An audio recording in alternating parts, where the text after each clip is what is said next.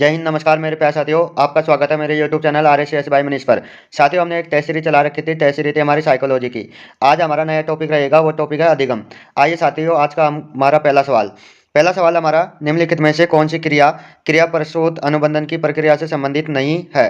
जिसके ऑप्शन इस प्रकार है। पहला आपका आकृतिकरण, दूसरा अंतर्नोद, तीसरा पुनर्बलन, लास्ट वाला अनुकरण। बताइए साथियों इसका आंसर। ओके साथियों, इसका जो आंसर हो जाएगा वो आपका डी ऑप्शन अनुकरण हो जाएगा।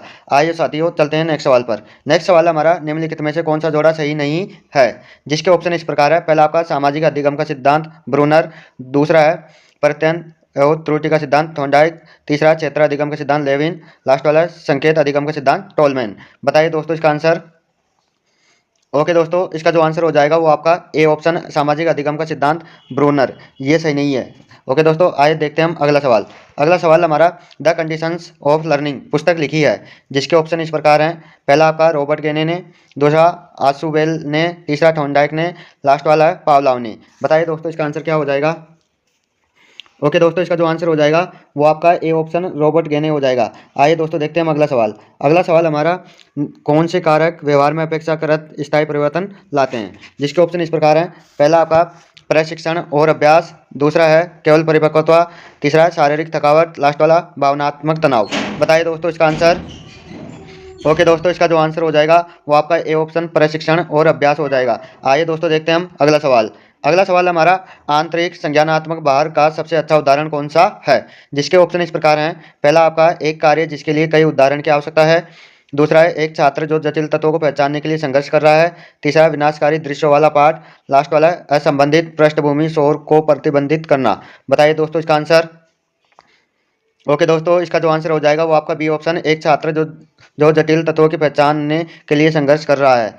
ओके दोस्तों, आइए देखते हैं हम अगला सवाल। अगला सवाल है साथ ही हमारा, सीखने को परिपक्वता से किस प्रकार अलग किया जा सकता है।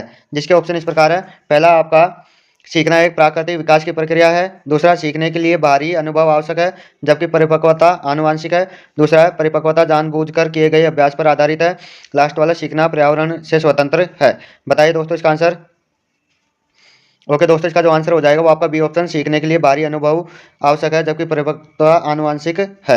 आइए दोस्तों देखते हैं हम अगला सवाल। अगला सवाल हमारा, पूर्व क्रियात्मक अवस्था में शिक्षक द्वारा लिए जाने वाला निर्णय नहीं है। जिसके ऑप्शन इस प्रकार हैं। पहला है आपका शिक्षण विधियों का चयन, दूसरा है शिक्षण सामग्री का चयन, तीसरा है विद्यार्थियों का मूल्यांकन करना, लास्ट वाला है कक्षा शिक्षण की अवधि। बताइए दोस्तों इसका आंसर। ओके दोस्तों, इसका जो आंसर हो जाएगा वो आपका सी ऑप्शन विद्यार्थियों का मूल्यांकन करना हो जाएगा। आइए दोस्तों देखते हैं हम अगला सवाल। अगला सवाल हमारा, संज्ञानात्मक अधिगम के अंतर्गत प्रच्छन्न अधिगम का प्रमुख सिद्धांत है। जिसके ऑप्शन इस प्रकार है। पहला आपका बिना पुरस्कार एवं पुनर्बलन के भी सीखना होता है। दूसरा केवल पुरस्कार से सीखना होता है। तीसरा केवल दंड से सीखना होता है। लास्ट वाला केवल अनुसरण द्वारा सीखना होता है। बताइए दोस्तों इसका आंसर।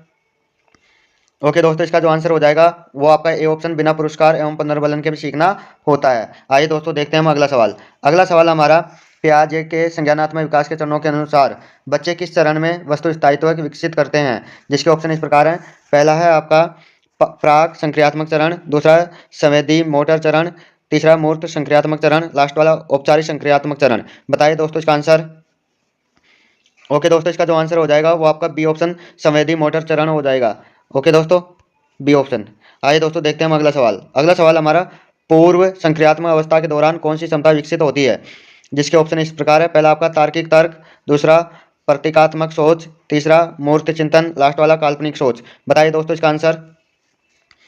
ओके दोस्तों, इसका जो आंसर हो जाएगा वो आपका बी ऑप्शन प्रतीकात्मक सोच हो जाएगा। आइए दोस्तों देखते हैं हम अगला सवाल।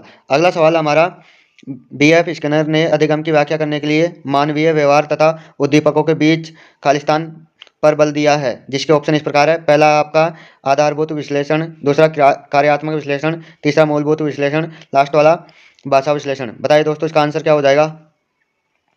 ओके दोस्तों, इसका जो आंसर हो जाएगा वो आपका बी ऑप्शन कार्यात्मक विश्लेषण हो जाएगा। आइए दोस्तों चलते हैं हम अगले सवाल पर। अगला सवाल है दोस्तों, ज्ञान के रचना में अनुभव जन्य अधिगम की भूमिका मुख्य रूप से आधारित है। जिसके ऑप्शन इस प्रकार है। पहला आपका केवल अनुभव एवं परावर्तन पर, दूसरा केवल सिद्धांत एवं अभ्यास पर, तीसरा अनुभव तथा परावर्ती चिंतन पर, लास्ट वाला केवल पाठ्य पुस्तकीय ज्ञान पर। बताइए दोस्तों इसका आंसर। ओके दोस्तों, इसका जो आंसर हो जाएगा वो, इसमें ध्यान देना दोस्तों, आपका दो आंसर होगा। एक तो आपका ए ऑप्शन और एक सी ऑप्शन। ओके दोस्तों, आइए दोस्तों देखते हैं हम अगला सवाल। अगला सवाल हमारा, निम्नलिखित में से कौन सी अधिगम की सही विशेषता नहीं है? जिसके ऑप्शन इस प्रकार है। पहला है अधिगम उद्देश्यपूर्ण होता है।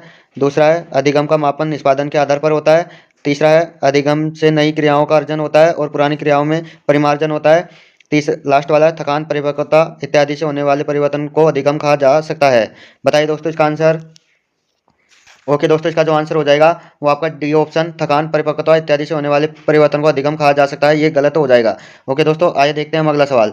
अगला सवाल है साथियों हमारा, पियाजे के अनुसार मौजूदा संज्ञानात्मक संरचना में नवीन सूचनाओं को सम्मिलित करना कहलाता है।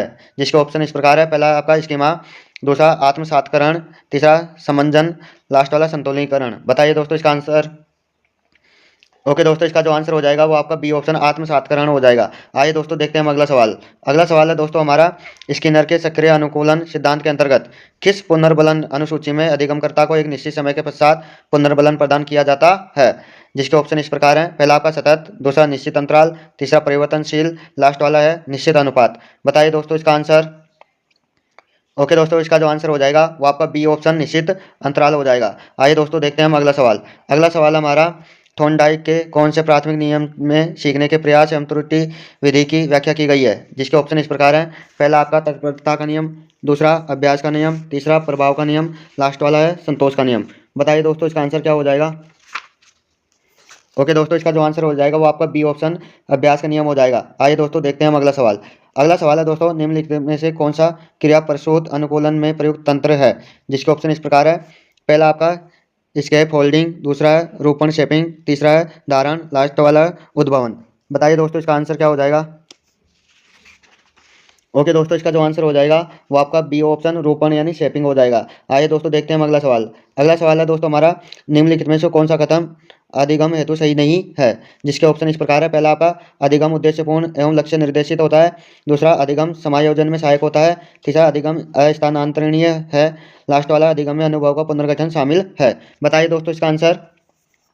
ओके दोस्तों, इसका जो आंसर हो जाएगा वो आपका सी ऑप्शन, अधिगम अस्थानांतरणीय है, ये हो जाएगा। आइए दोस्तों देखते हैं हम अगला सवाल। अगला सवाल है हमारा, क्रिया प्रसूत मुख्यतः किसकी भूमिका पर बल देता है? जिसके ऑप्शन इस प्रकार है। पहला आपका अधिगम सामग्री, दूसरा है शिक्षक, तीसरा है वातावरण, लास्ट वाला है पुनर्बलन। बताइए दोस्तों इसका आंसर। ओके दोस्तों, इसका जो आंसर हो जाएगा वो आपका डी ऑप्शन, पुनर्बलन हो जाएगा। आइए दोस्तों देखते हैं हम अगला सवाल। अगला सवाल हमारा, एक अध्यापक ने कक्षा में पढ़ाया कि हाउस का बहुवचन हाउसेस, तो इसी अधिगम से विद्यार्थी ने माउस का बहुवचन माउसेस कर दिया। यह उदाहरण किस प्रकार के अधिगम स्थानांतरण का उदाहरण है? बताइए दोस्तों। जिसके ऑप्शन इस प्रकार है। आपका धनात्मक स्थानांतरण, दूसरा ऋणात्मक स्थानांतरण, तीसरा द्विपार्श्विक स्थानांतरण, लास्ट वाला शून्य स्थानांतरण। बताइए दोस्तों इसका आंसर। ओके दोस्तों, इसका जो आंसर हो जाएगा वो आपका डी ऑप्शन, शून्य स्थानांतरण हो जाएगा। आइए दोस्तों देखते हैं हम अगला सवाल। अगला सवाल हमारा, किसके अनुसार अधिगम के अंतर्गत वातावरणीय में आवश्यकताओं की पूर्ति के लिए व्यवहार में आए समस्त परिमार्जन समाहित रहते हैं? जिसके ऑप्शन इस प्रकार है। पहला आपका गार्डनर मर्फी, दूसरा हेनरी पी स्मिथ, तीसरा क्रो एंड क्रो, लास्ट वाला स्किनर। बताइए दोस्तों इसका आंसर। ओके दोस्तों, इसका जो आंसर हो जाएगा वो आपका ए ऑप्शन, गार्डनर मर्फी हो जाएगा। आइए दोस्तों देखते हैं हम अगला सवाल। अगला सवाल हमारा, किस प्रकार के अनुबंधन अधिगम के लिए सर्वाधिक प्रभावी है? जिसके ऑप्शन इस प्रकार है। पहला आपका विलंबित, दूसरा सहकालिक, तीसरा अवशेष, लास्ट वाला है पश्चगामी। बताइए दोस्तों इसका आंसर। ओके दोस्तों, इसका जो आंसर हो जाएगा वो आपका ए ऑप्शन, विलंबित हो जाएगा। आइए दोस्तों देखते हैं हम अगला सवाल। अगला सवाल हमारा, विद्यालय पाठ्यक्रम के विशेष विषयों के शिक्षण एवं अधिगम में खोज उपागम के उपयोग को लोकप्रिय बनाने का श्रेय किसको जाता है? जिसके ऑप्शन इस प्रकार है। पहला आपका जेरोम ब्रूनर, दूसरा आर्म स्ट्रॉन्ग, तीसरा जीन पियाजे, लास्ट वाला थॉर्नडाइक। बताइए दोस्तों इसका आंसर। ओके दोस्तों, इसका जो आंसर हो जाएगा वो हो जाएगा आपका ए ऑप्शन, जेरोम ब्रूनर। आइए दोस्तों देखते हैं हम अगला सवाल। अगला सवाल हमारा, निम्न में से कौन सा जोड़ा गलत है? जिसके ऑप्शन इस प्रकार है। पहला आपका कोहलर चिंपैंजी, दूसरा स्किनर चूहा, तीसरा पावलाव कबूतर, लास्ट वाला थॉर्नडाइक बिल्ली। बताइए दोस्तों इसका आंसर। ओके दोस्तों, इसका जो आंसर हो जाएगा वो आपका सी ऑप्शन, पावलाव कबूतर हो जाएगा। ओके दोस्तों, सी ऑप्शन। आइए दोस्तों देखते हैं हम अगला सवाल। अगला सवाल हमारा, जब बालक सीधे यानी दाएं हाथ से लिखना सीखता है तो यह कौशल का अधिगम अंतरण उसे उल्टे बाएं हाथ से लिखने में सुगमता प्रदान करता है। यह सीधे हाथ का उल्टे हाथ से लिखने के कौशल का हस्तांतरण कहलाता है। यह बताना आपको। जिसका ऑप्शन इस प्रकार है। पहला अनुक्रमांक अधिगम अंतरण, दूसरा पार्श्विक अधिगम अंतरण, तीसरा नकारात्मक अधिगम अंतरण, लास्ट वाला है द्विपार्श्विक अधिगम अंतरण। बताइए दोस्तों इसका आंसर।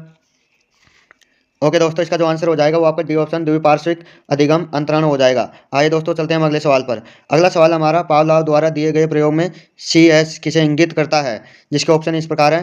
पहला आपका भोजन, दूसरा लार, तीसरा घंटी की ध्वनि, लास्ट वाला भूख। बताइए दोस्तों इसका आंसर। ओके दोस्तों, इसका जो आंसर हो जाएगा वो आपका सी ऑप्शन घंटी की ध्वनि हो जाएगा। आइए दोस्तों देखते हैं हम अगला सवाल। अगला सवाल हमारा विभिन्न प्रकार के यंत्रों जैसे रेडियो, कैमरा, टीवी आदि को चलाना हम के आधार पर सीखते हैं, यानी खालिस्तान की जगह क्या आएगा ये आपको बताना है। जिसके ऑप्शन इस प्रकार है। पहला आपका नैमित्तिक अनुबंधन, दूसरा प्राचीन अनुबंधन, तीसरा सामाजिक अधिगम, लास्ट वाला अंतर्दृष्टि अधिगम। बताइए दोस्तों इसका आंसर। ओके दोस्तों, इसका जो आंसर हो जाएगा वो आपका ए ऑप्शन नैमित्तिक अनुबंधन हो जाएगा। आइए दोस्तों देखते हैं हम अगला सवाल। अगला सवाल हमारा एकल प्रयास अधिगम का नियम संबंधित है, जिसके ऑप्शन इस प्रकार है। पहला आपका एडमिन रे गुथरी से, दूसरा क्लर्क हल से, तीसरा बी एफ स्किनर से, लास्ट वाला अल्बर्ट वंडोरा से। बताइए दोस्तों इसका आंसर। ओके दोस्तों, इसका जो आंसर हो जाएगा वो आपका ए ऑप्शन एडमिन रे गुथरी से। ओके दोस्तों, आइए देखते हैं हम अगला सवाल। अगला सवाल हमारा अभिकर्मित अधिगम निम्नलिखित में से किस पर आधारित है, जिसके ऑप्शन इस प्रकार है। पहला आपका क्रिया प्रसूत अनुबंधन, दूसरा क्षेत्र सिद्धांत, तीसरा गेस्टाल अधिगम, लास्ट वाला परंपरागत अनुबंधन। बताइए दोस्तों इसका आंसर। ओके दोस्तों, इसका जो आंसर हो जाएगा वो आपका ए ऑप्शन क्रिया प्रसूत अनुबंधन हो जाएगा। आइए दोस्तों आज का हमारा लास्ट एंड फाइनल सवाल। लास्ट एंड फाइनल सवाल है। जिस प्रक्रिया में व्यक्ति दूसरे के व्यवहार को देखकर सीखता है, न कि प्रत्यक्ष अनुभव के, को कहा जाता है, जिसके ऑप्शन इस प्रकार है। पहला आपका अनुबंधन, दूसरा प्रायोगिक अधिगम, तीसरा सामाजिक अधिगम, लास्ट वाला है आकस्मिक अधिगम। बताइए दोस्तों इसका आंसर क्या हो जाएगा। ओके दोस्तों, इसका जो आंसर हो जाएगा वो आपका सी ऑप्शन सामाजिक अधिगम हो जाएगा। ओके दोस्तों, यदि दोस्तों आपको वीडियो अच्छी लगी तो हमारे चैनल को लाइक शेयर सब्सक्राइब जरूर करें, और आपका प्यार हमारे साथ ऐसा ही बना रहे, इसके लिए बहुत बहुत धन्यवाद दोस्तों।